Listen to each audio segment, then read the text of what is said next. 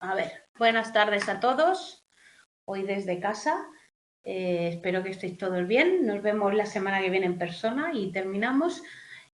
Hoy terminamos el tema 5, que era el que habíamos empezado y el que teníamos a medias, que va del lenguaje, y nos quedaba que ver la última parte, que eran las dos teorías sobre la relación entre el lenguaje y el pensamiento, que hablamos un poco ya el otro día y hoy vamos a ver. Y la lectura 4 la vamos a empezar también, porque la tenemos que ir dando, que es sobre todo el estudio del lenguaje, cómo se ha estudiado el lenguaje, especialmente en niños muy pequeños, ¿no? Porque niños más mayores, luego ya lo veremos en lenguaje, veréis todo el estudio de cómo se investiga, pero ahora nos vamos a centrar más en esta parte.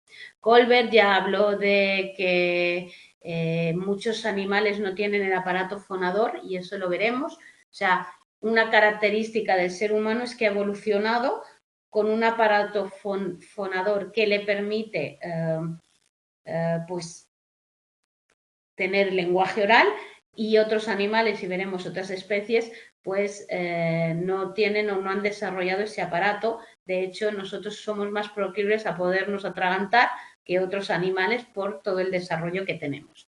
Piaget ya, como hemos dicho, habló de esa capacidad del sujeto de interpretar el lenguaje, pero recordemos que para él el pensamiento, la habilidad cognitiva iba antes y el lenguaje es una de sus expresiones, ¿no? Como la imitación, toda la parte simbólica y todo eso. En la parte conductual, en la parte conductista, cuando empezaron a estudiar el lenguaje, ellos buscaban esa visión más objetiva y observable, y por tanto para ellos lo importante en el lenguaje eran esos movimientos articulatorios del habla, y el lenguaje era una conducta más, y podíamos estudiar pues esa parte más externa del lenguaje, que era pues, lo que observábamos cómo hacía. Entonces Chomsky entra aquí y habla de la total independencia entre el pensamiento y el lenguaje. Recordad que Chomsky se mete mucho en la importancia de ese lenguaje, el desarrollo como algo innato, etcétera, etcétera, y por tanto para ellos, para él el lenguaje era prioritario. La mayoría de los autores que nosotros estudiamos asumen que hay una cierta influencia entre el pensamiento y el lenguaje, ¿vale? Porque el lenguaje surge a partir de esa capacidad simbólica, y por tanto, hasta que no podemos pensar de manera simbólica, entendiendo que el lenguaje es todo un mundo de símbolos que representan pues esas cosas que podemos contar, pues para ellos requiere ese desarrollo intelectual. Vygotsky también tiene una de esas teorías importantes de la relación entre pensamiento y lenguaje, ¿vale? Para él eso cambia a lo largo de los años y a lo largo del desarrollo, y por tanto la teoría de Vygotsky lo que dice es, primero son cosas diferentes, pensamos y vamos adquiriendo el lenguaje, y luego se van a ir uniendo para entrar en lo que él llama el pensamiento verbal, ¿vale? Y se desarrollan de manera diferente en función de la teoría Piaget o la teoría de Vygotsky. Piaget propone esa parte de inteligencia lógica que va a tener el niño a partir de cierta edad, y habla de cómo vamos desarrollando todo eso. A partir de una edad concreta vamos a ser capaces de tener una verdadera comunicación, como él dice, con los demás, que va a partir de que se descentralice el pensamiento. Por lo tanto, dejemos de pensar desde nuestro único punto de vista y seamos capaces de ver más allá de ese punto de vista. Para él se produce en esa etapa de operaciones concretas plenamente a partir de los 7 u 8 años. Entonces, ese lenguaje infantil, lenguaje egocéntrico del que habla Piaget, es ese lenguaje infantil que el niño habla para sí mismo y con un discurso que no incluye lo que dirían los demás o el punto de vista de los demás, ¿vale? Y se centra más en lo que él ve, en lo que él asume y en lo que él entiende.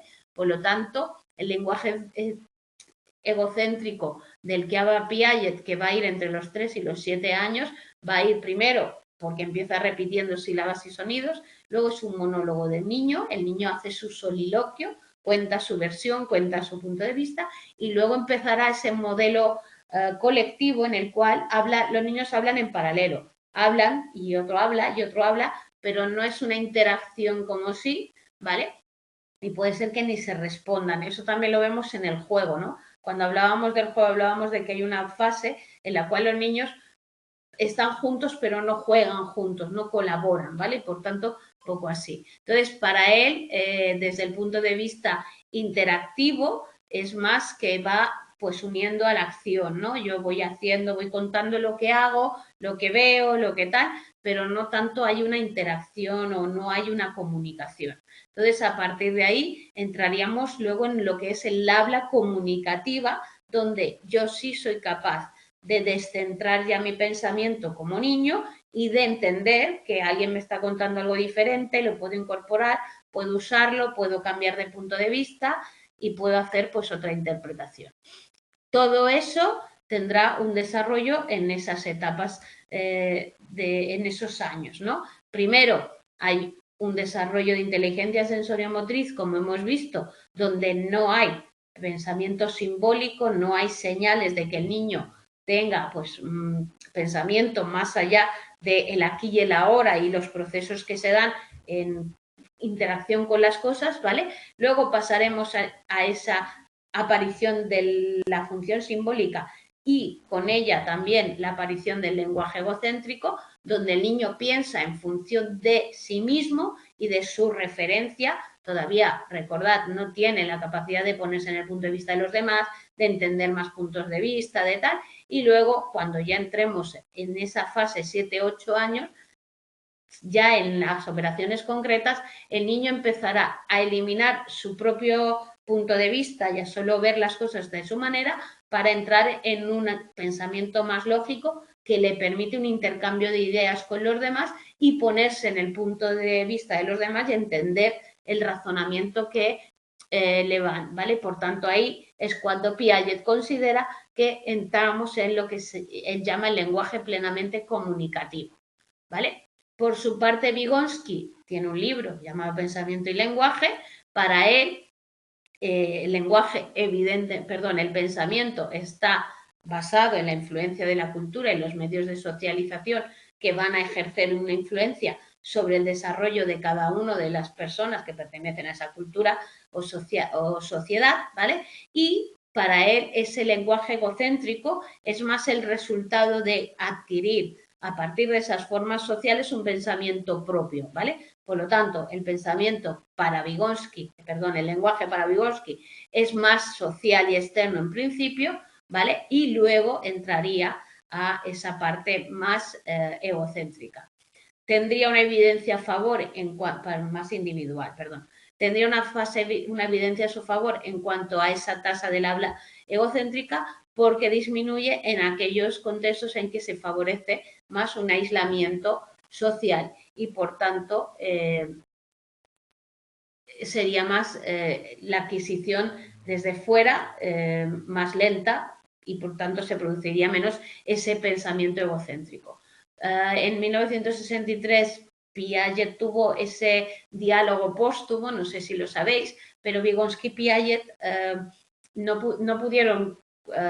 coincidieron, no pudieron debatir sus propuestas, ¿vale? Y entonces, como Vygotsky murió más joven, luego Piaget le dio una respuesta y tal, y por eso en algún punto se habla un poco más de esa unión de partes conjuntas y que podrían haber llegado a hacer una gran teoría que de ese conflicto que siempre se habla, ¿vale? Entonces ahí estaríamos como Piaget en un diálogo con Vygotsky, matiza sus ideas anteriores, es decir, revisa su propia teoría y habla de ese que no sería tan autista individualista, sino que es porque no tiene la habilidad cognitiva de ponerse en el lugar del otro, por lo cual él cree que esa comunicación no genera tanto entendimiento con los demás como lo que proponía Vygotsky, ¿no? Pero bueno, lleva la reflexión.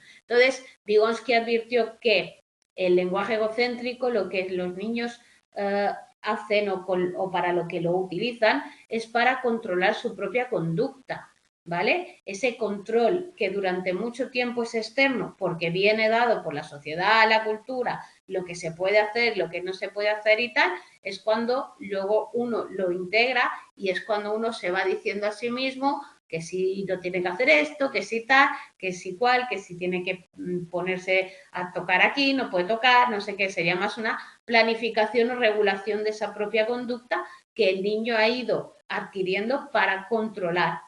Lo entenderíamos como esa parte de autocontrol que uno va generando a lo largo del tiempo y que le permite pues un poco autodirigir su conducta, ¿vale? Entonces, para Vygotsky, la desaparición de esa habla egocéntrica sería también sobre los 7 años, ¿vale? Para él no se extingue, es decir, no desaparece, simplemente se convierte en esa función autorreguladora en la cual uno a sí mismo se sigue contando las cosas, se sigue hablando, se sigue tal, viéndolo desde su perspectiva y por tanto estaríamos en la interiorización del lenguaje, no tanto en la desaparición o extinción del lenguaje propio o interno, sino que, bueno, pasaría a llamarse lo que él llama el lenguaje interno, una versión avanzada del lenguaje egocéntrico, donde uno ya ha adquirido esa visión externa, ha adquirido un propio lenguaje interno y luego lo usa de manera personal, interno, para pues regular su conducta, darse instrucciones, tal, ¿vale? De manera que estamos hablando de que pierde esa parte sonora, pero también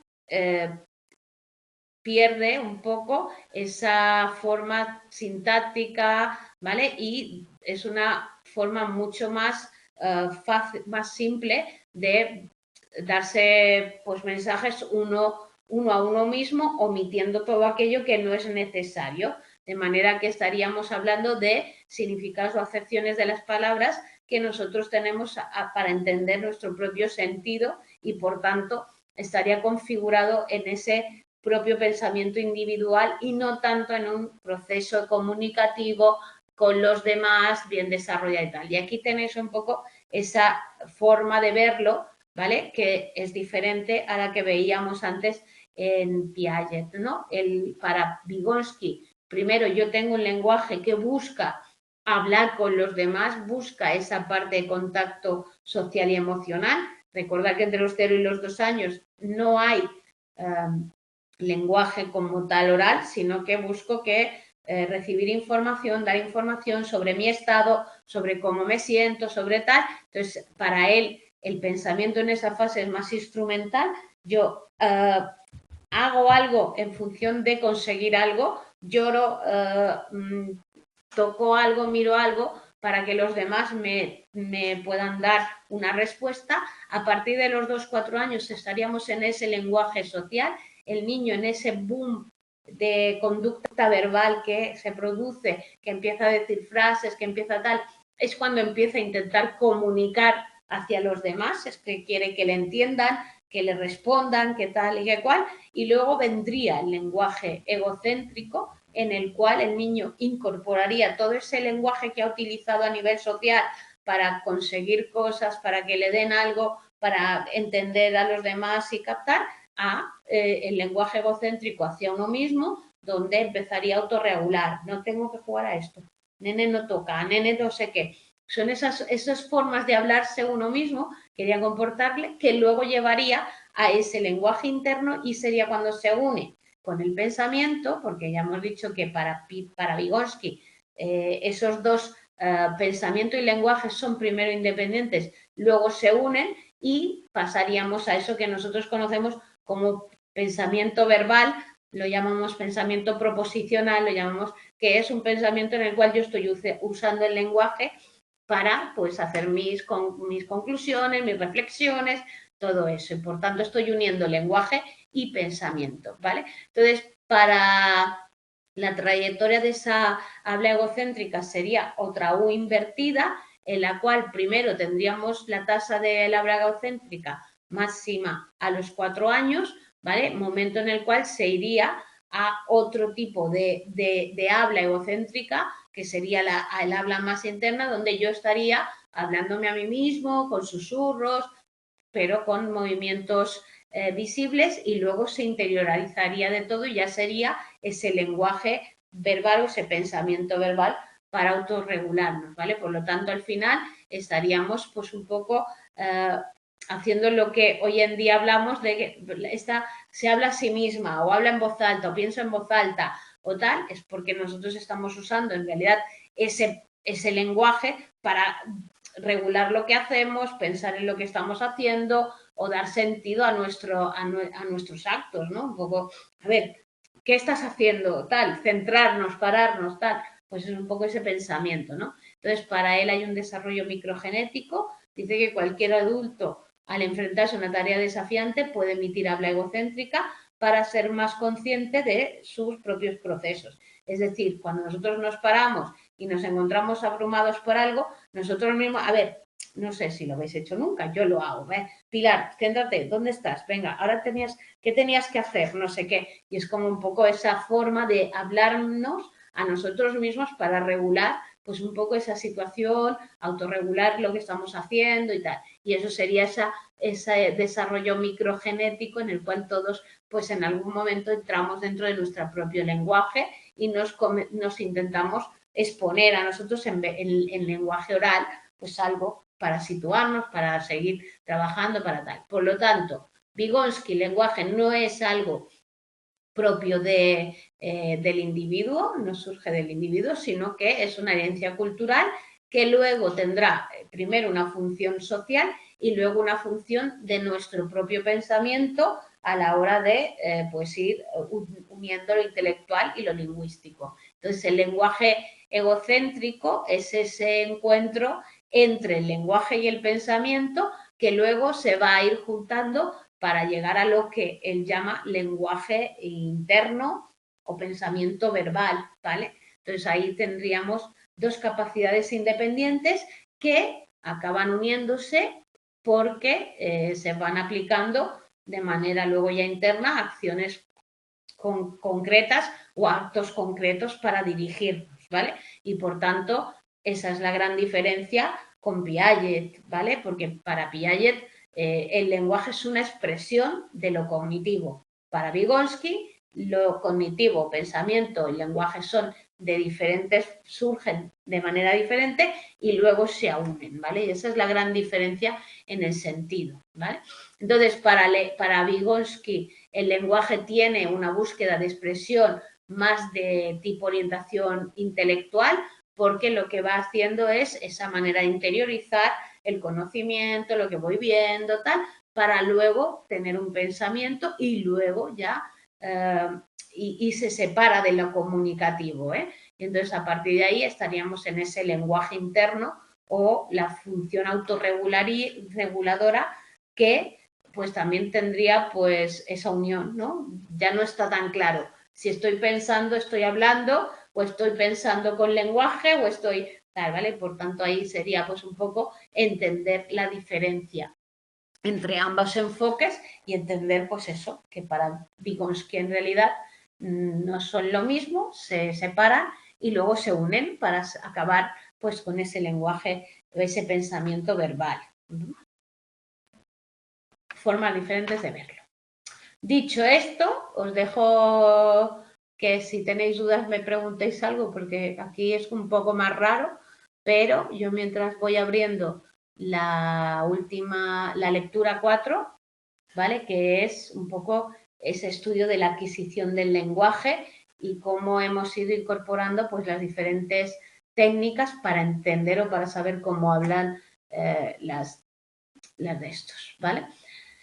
Entonces, evidentemente, lenguaje es, y hemos dicho que si lo pensamos como lenguaje oral, no como comunicación, es algo diferente entre los humanos y el resto de especies, ¿vale? Ya Darwin estudió esa diferencia, ya propuso que no era lo mismo, que no teníamos lo mismo, ¿vale? Y siempre es verdad que el lenguaje es una área del conocimiento de la psicología que se ha empezado a estudiar muy tarde, ¿vale? Ya lo veremos en lenguaje, y que durante mucho tiempo el lenguaje era más bien un enfoque, o se estudiaba más bien desde un enfoque lingüístico que desde un enfoque psicológico, ¿vale? Entonces, la psicolingüística o el estudio psicológico del lenguaje surge tarde, ¿vale?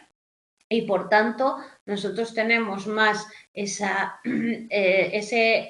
carácter descriptivo de lo que era el lenguaje y diferentes interpretaciones que el propio estudio del lenguaje, ¿vale? Entonces, al final, ¿qué se estudiaba al principio? Se estudiaba, pues, lo que como se ha estudiado desde los enfoques más de desarrollo y no tanto desde el punto de vista del lenguaje propiamente dicho, perdón, pues estudiábamos eso, los balbuceos, a qué edad hablaban por primera vez, qué longitud media de frases puede darse en una determinada edad.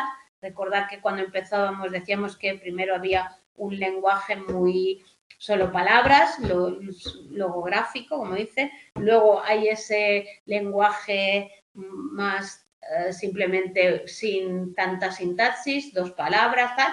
Luego empezamos a utilizar toda esa estructura sintáctica y cuanto más mayores, pues más capacidad tenemos de usar pues frases más largas, ¿vale? Luego, ¿a qué edad se adquirían esos rasgos fonológicos? ¿A qué edad un niño es capaz de ya decir todos los fonemas de un idioma? Luego, la evolución de los sonidos. Todo eso, ¿vale? Era cuando pues se estudiaba a partir de pues frecuencia de algunos tipos de oraciones, tal, pero viendo un poco cómo se hablaba y tal, ¿vale? Entonces, la labor de un psicólogo en este caso es categorizar esos distintos tipos de producciones lingüísticas desde el nacimiento hasta ciertas edades y ver cómo van avanzando en esa capacidad del lenguaje, ¿vale? Entonces, los estudios más generales del lenguaje están en Vygotsky y en Piaget, que estudiaban sobre, pues cada uno su visión de la teoría del desarrollo y cómo pues el pensamiento del lenguaje estaban en ese punto o en ese desarrollo, ¿vale? Entonces, ¿cuándo empieza a estudiarse de verdad el lenguaje como tal y cuándo se produce esa revolución lingüística? Pues con Chomsky, que Chomsky es el que empieza a decir pues que hay que estudiar el lenguaje, esa estructura, cómo se construye ese lenguaje y recordar que siempre muy centrado en esa parte sintáctica, ¿vale? Él habla o pasa a esos aspectos de la sintaxis para poder entender cómo es el lenguaje. Entonces ahí tenemos que Chomsky pone esa parte generativa que él llama, ¿vale? Porque él propone la gramática generativa, ¿vale? Que es ese carácter más creativo.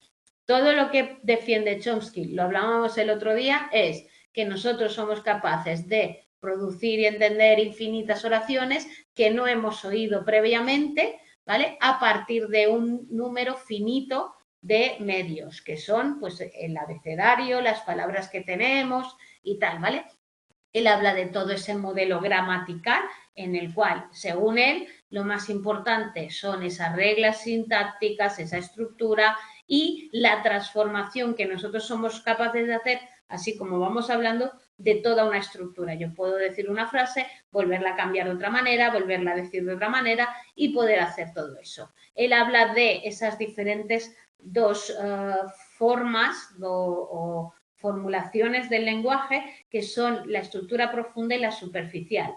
Para Chomsky, la estructura profunda es la idea, ¿vale? Lo que yo quiero transmitir y la superficial es cómo lo transmito, ¿vale? Entonces yo puedo decir, he limpiado la habitación, he hecho el cuarto, he arreglado la habitación, tal, pero al final la parte profunda es que yo estoy explicando que he limpiado mi cuarto o que he hecho una higiene o he trabajado, tal, ¿vale? Mientras que la superficial serían las muchas maneras que tenemos de decir esa misma frase y por tanto sería diferente. en ese aspecto también distingue entre competencia y actuación. Yo puedo tener una capacidad, una competencia verbal muy alta porque tengo esa capacidad de producir y entender infinitas oraciones con un número infinito tal. Puedo tener mucho vocabulario, puedo tener mucho, pero luego está a qué nivel lo utilizo. Entonces yo puedo ser muy competente, que para Chomsky todos somos muy competentes a la hora del lenguaje, pero puedo utilizar poco o ser más, actuar de una manera más concreta cuando hablo, ¿vale? Por tanto, para él está esa diferencia entre lo que seríamos capaces de hacer y lo que realmente somos. Aquí os explico un poco esa... Chomsky tuvo una discusión intelectual muy fuerte con Skinner, ¿vale? Porque Skinner escribió un libro, que supongo que os suena, el Verbal Behavior, donde él intentaba explicar a partir del condicionamiento operante la conducta del lenguaje, ¿vale? Entonces él hacía eso. Nosotros vamos adquiriendo el lenguaje porque cuando decimos algo nos responden. Entonces eso es, yo hablo, hay una consecuencia que es que alguien me responde, entonces yo aprendo a seguir hablando y voy aprendiendo y tal. Entonces Chomsky pues se puso un poco, armó un poco de lío y decidió que cómo iba a ser capaz de explicar el conductismo, el lenguaje, cuando no había posibilidad en años de ir diciendo todas las frases que podemos llegar a decir, toda esa parte generativa que él defiende, ¿vale? Y que toda ella pues fuera objeto de consecuencias o refuerzos o castigos o tal, ¿vale? Y por tanto, pues dijo que no podía ser explicada por todo ese, por el condicionamiento operante, ¿vale? Veremos más en profundidad el lenguaje. Entonces, ¿qué ha pasado y cómo hemos podido ir estudiando mejor lo que es el lenguaje en la parte psicológica, ¿vale? En la parte psicológica hemos innovado en temas experimentales. Durante mucho tiempo, pues solo se hacía observación, ¿vale? Especialmente con niños pequeños no puedes decir según qué o que hagan según qué, y es muy difícil estudiar el lenguaje. Ya de por sí el lenguaje es muy complicado de estudiar porque es una actividad bastante involuntaria, automática, no nos paramos a ver cómo entendemos, cómo producimos las palabras como tal, es como muy rápido, automático y tal, y por tanto es muy difícil su estudio. Entonces, en los años 50 se empezaron a usar algunos métodos. Uno de ellos siempre es la preferencia visual, es decir, cuanto más tiempo tardo o más me detengo, por ejemplo, si estudiamos la lectura, que forma parte del lenguaje, se ha comprobado que hay palabras en las cuales nos paramos más, momentos en los cuales se produce pues una fijación a la hora de intentar entender las palabras, sobre todo cuando termino una frase, hay como una fijación y tal. Y luego está la habituación, que es cómo nosotros dejamos de atender a un estímulo para responder a otro. Entonces, esos dos datos pueden ser más objetivos que explicar a alguien. Entonces, ahí tenéis ya el propio artículo que es de Karmilov y Karmilov-Smith, donde habla de los paradigmas de experimentación para estudiar cómo se adquiere el lenguaje, ¿vale? Cuidado que no estamos estudiando el lenguaje en sí, que ya veréis cómo se estudia a nivel experimental y tal, sino ese proceso de adquisición, ¿vale? Entonces, cuando estamos estudiando la adquisición del lenguaje, nos interesa sobre todo la percepción del habla, es decir, cómo percibimos esos sonidos para convertirlos en palabras a las cuales nosotros después las comprenderemos, le daremos sentido, ¿vale? Y el segundo, que es la producción del habla, que es cómo los niños llegan a decir lo que dicen. Al final es la adquisición del aprendizaje. Primero hay que entender, luego hay que comprender y luego hay que producir, ¿vale? Por tanto, ahí estaríamos. Nosotros podemos percibir habla sin comprender, pero no podemos comprender sin percibir. Y para poder producir el habla necesitamos entender el significado, las gramáticas y toda la parte de discurso que se incluye a la hora de dar hablar, ¿vale? En pocas palabras. Entonces, durante muchos años esta investigación se ha centrado en la producción, estamos hablando de la investigación de la adquisición del habla, porque ya veréis el lenguaje como hay muy poca investigación sobre la producción, pero en un principio lo que nos interesa es en desarrollo ver cómo los niños van adquiriendo para poder hablar, ¿vale? Entonces, cuando hablamos de dentro del desarrollo, estamos hablando de buscar cómo producen los niños el habla. Entonces, volvemos a la psicología dominante con los conductistas, donde Skinner habla de ese punto de observación de una conducta que realmente es observable. Él dice, yo no puedo saber qué pasa en la mente, además no es objeto de estudio de la psicología, recordarlo, saber lo que pasa en la mente. A mí lo que me interesa es ver qué se manifiesta a nivel objetivo. Entonces, ¿qué manifiesta un niño? Pues qué dice, cómo lo dice, tal, ¿vale? Entonces, a partir de ahí, no tenían ellos o no son capaces de generar pues algún método experimental que nos permitiera realmente saber en qué momento se produce esa comprensión del habla, ¿vale? Y entonces hablamos ya de Chomsky y ese punto en el cual revoluciona el estudio y empieza a hablar de eso, ¿vale? Entonces, al final buscamos saber cómo comprende el niño, ¿vale? ¿Qué es lo que nos interesa? ¿Qué capta de ese lenguaje que entiende, ¿vale? Para poder, pues, luego saber y pasar a la producción.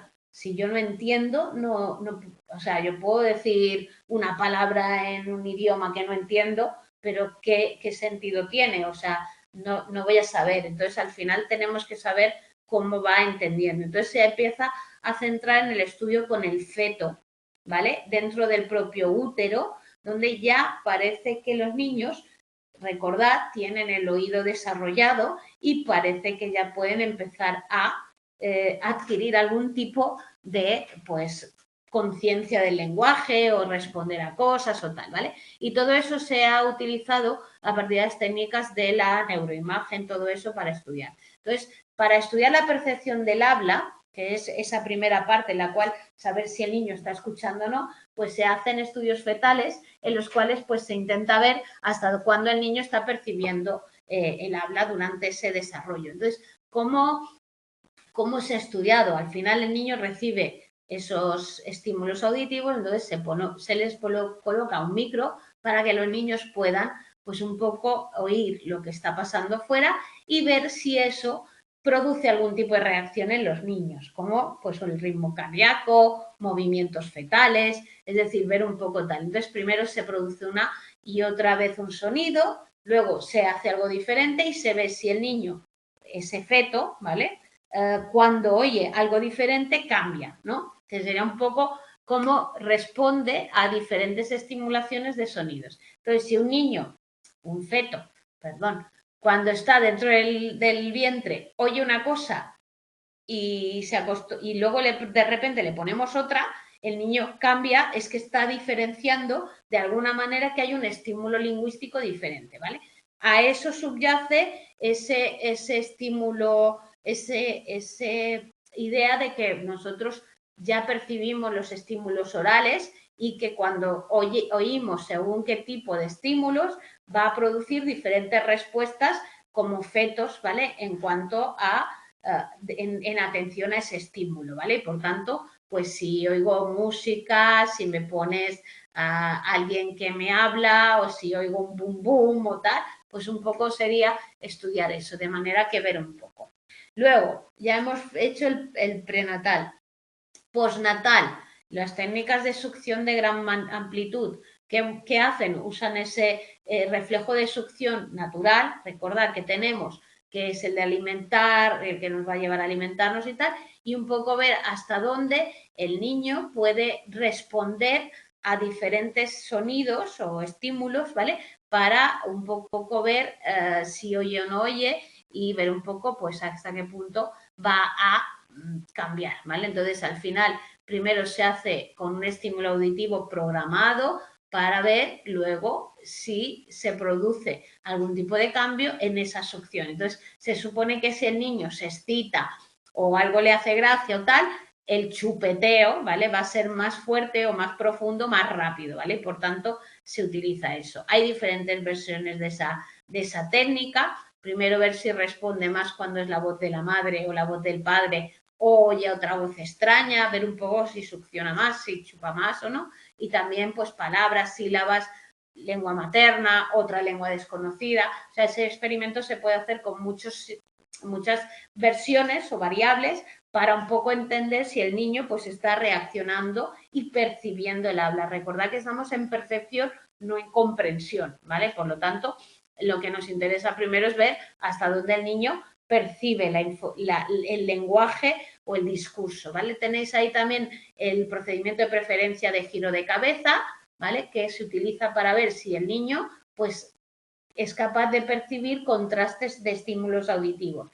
Por ejemplo, con una madre o con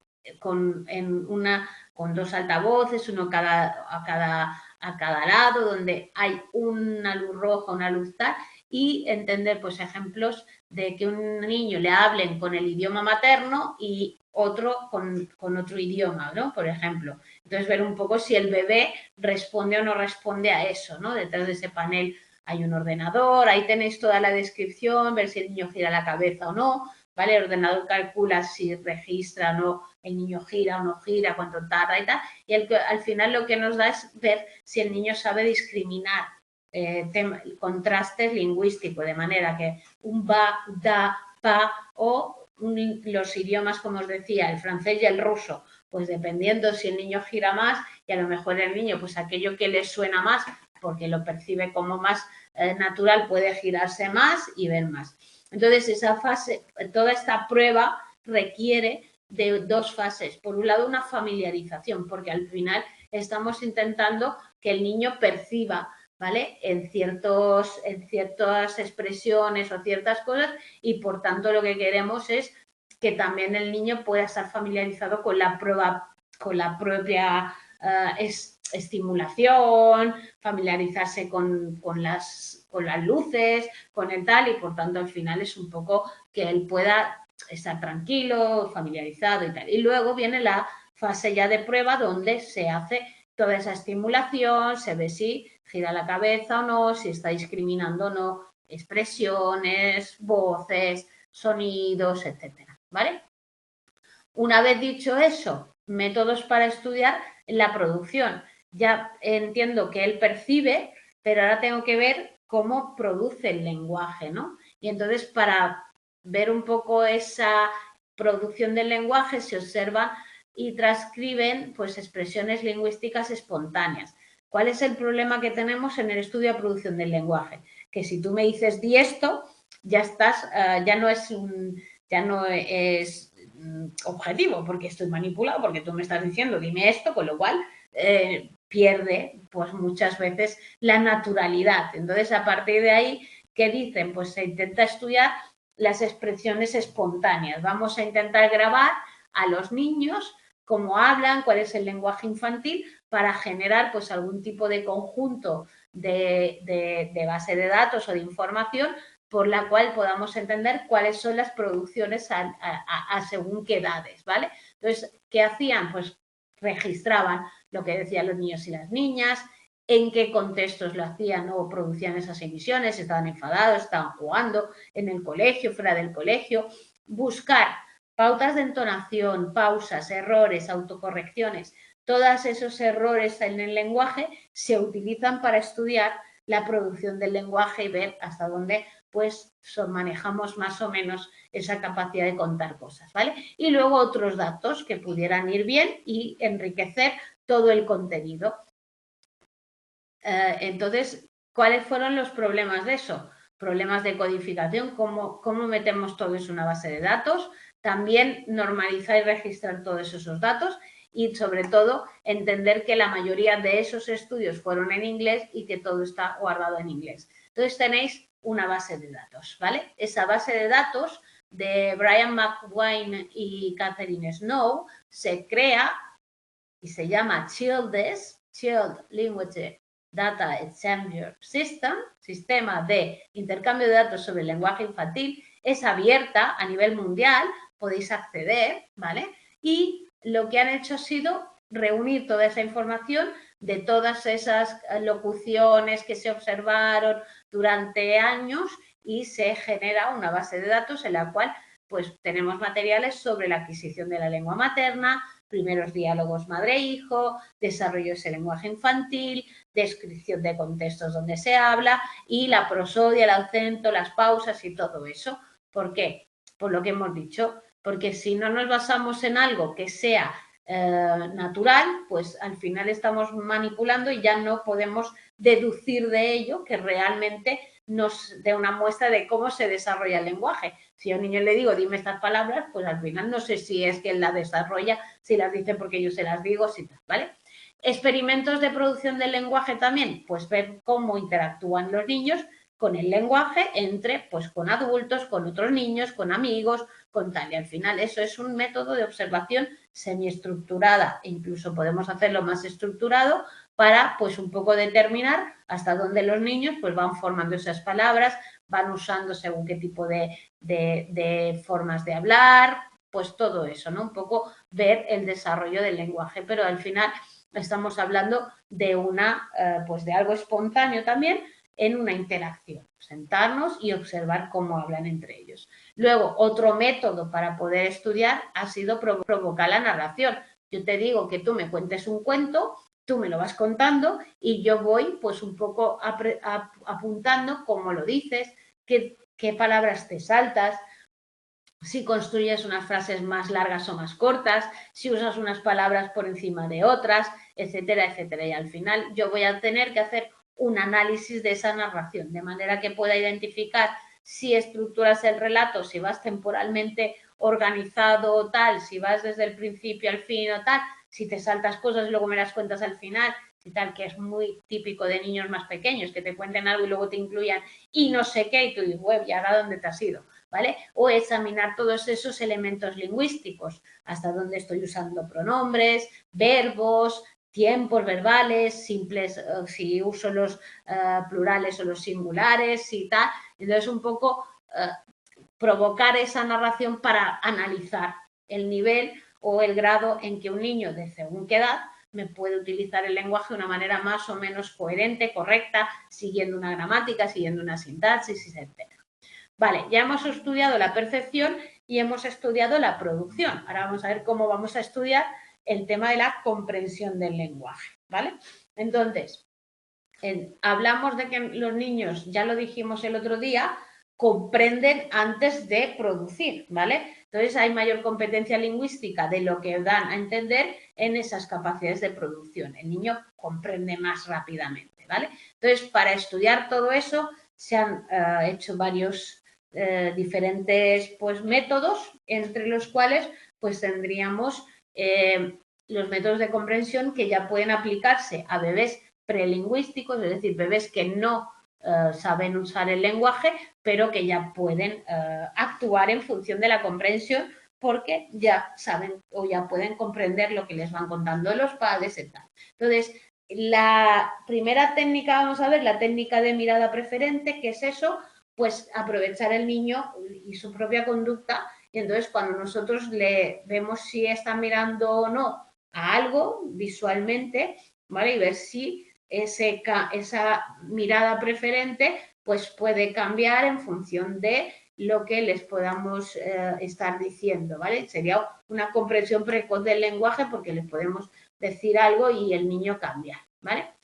Entonces tenéis esa caja de Fagan, ¿vale? La caja de Fagan es una especie de chisme montado, ¿vale? En el cual pues hay un panel con una tapa, una bisagra, ¿vale? Y tarjetas en las cuales pues hay unos estímulos, como veis aquí arriba, ¿vale? El bebé está sentado en algún sitio, entonces hay una luz roja, bueno, luz roja es invención mía, una luz que oculta la caja de visionado, hay dos compartimentos con tal y hay investigadores que van a observar y manipular los estímulos y el niño no los puede ver. Se trata de no influir, ¿vale? Entonces se le dice, pues eso, mira X, siendo X el nombre de un objeto de la derecha o de la izquierda o tal. Y entonces vamos a ver y vamos a esperar si el niño realmente dirige su mirada hacia el objeto que se ha nombrado y si entiende esa palabra. O si por otro lado, pues mira, pero luego no mantiene la mirada, o mira las dos cosas a la vez y no sabe muy bien porque no conoce lo que le estamos diciendo. Entonces, un poco es eso, jugar con el nivel de comprensión de unas palabras u otras y ver. Ahora tenemos una versión informatizada, mucho más auténtica, donde tú pones un ordenador, pones dos pantallas, en esas dos pantallas reflejas diferentes objetos. Mira el perrito o mira el mosquito. Pues a ver qué mira más el niño. Mira, evidentemente hay que jugar con esos niveles y con esa...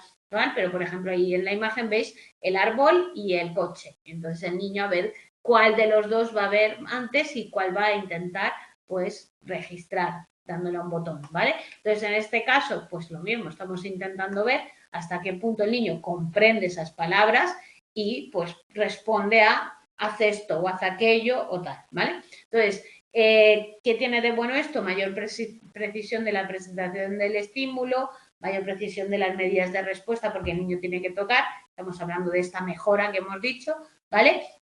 Y también pues puede ponerse a prueba comprensión infantil de palabras aisladas, pero también de estructuras sencillas. Podemos decir, mira al niño saltando la comba y saber si el niño mira al niño que está jugando con un payaso o al niño que salta la comba, ¿vale?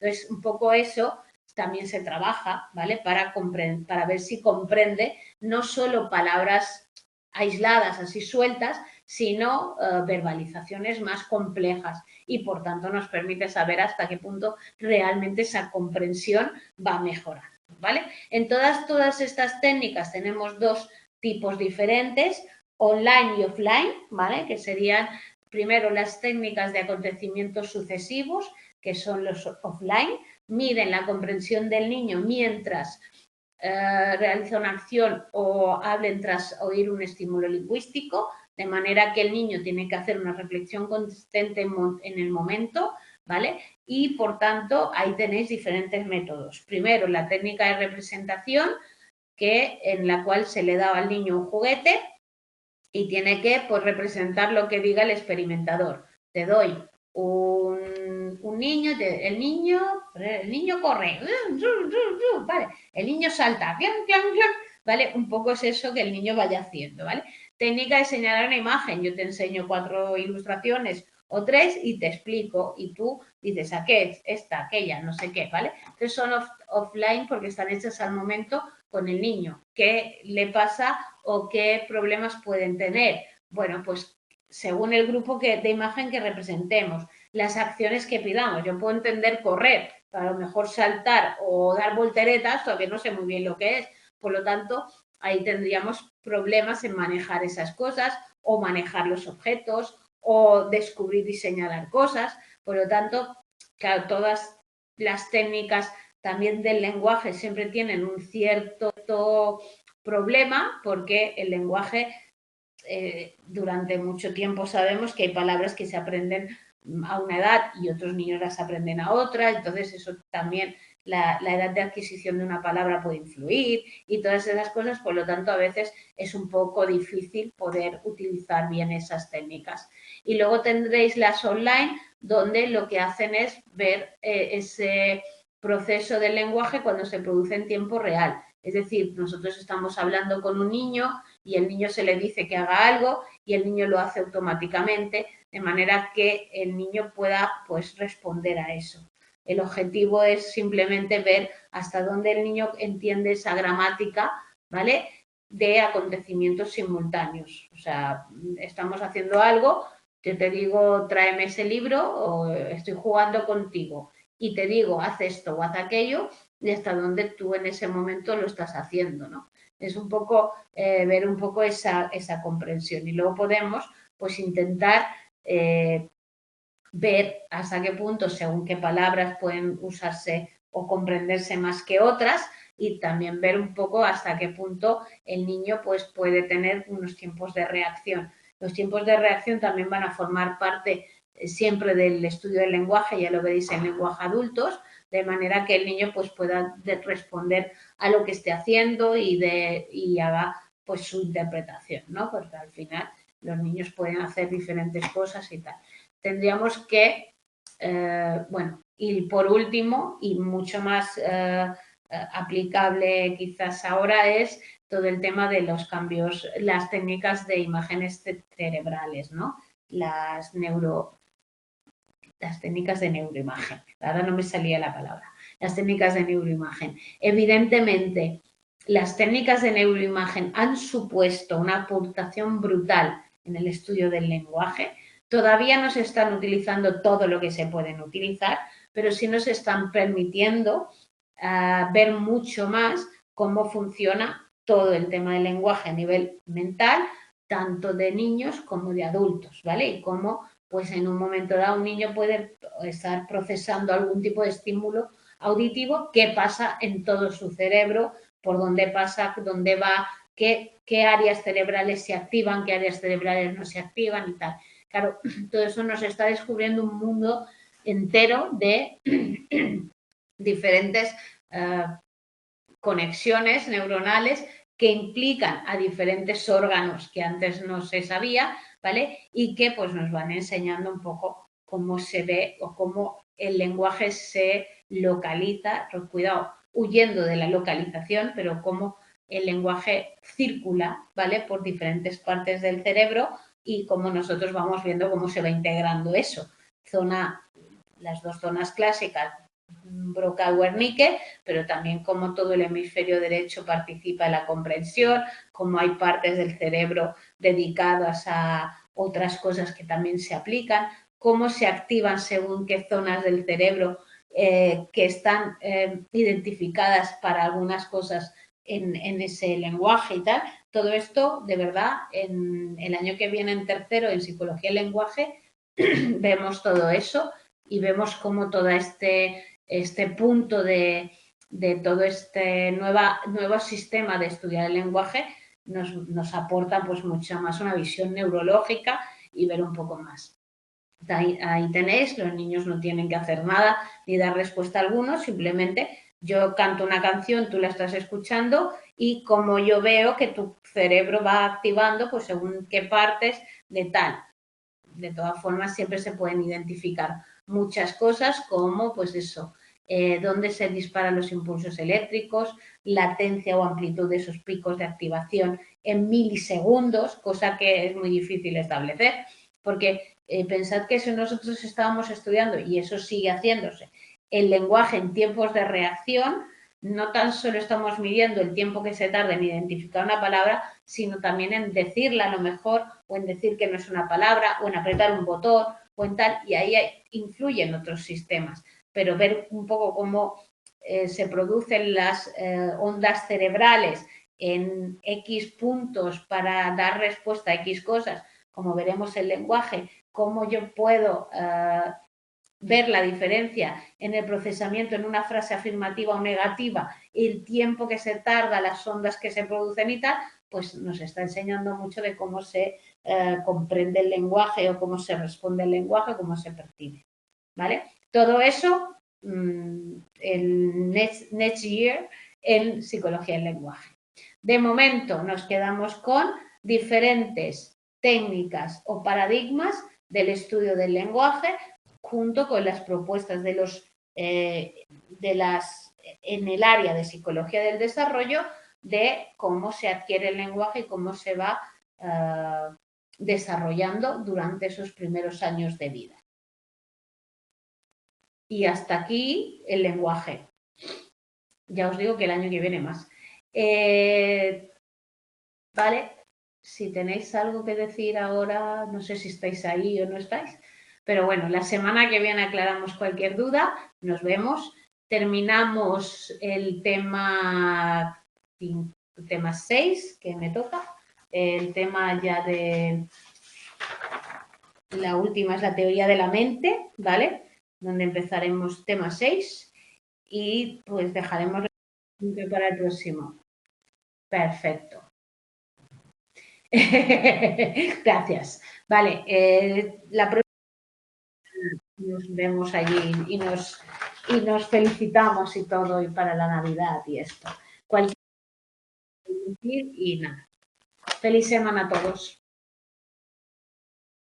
Gracias a vosotros y a vosotras, a todos, todas. Feliz semana.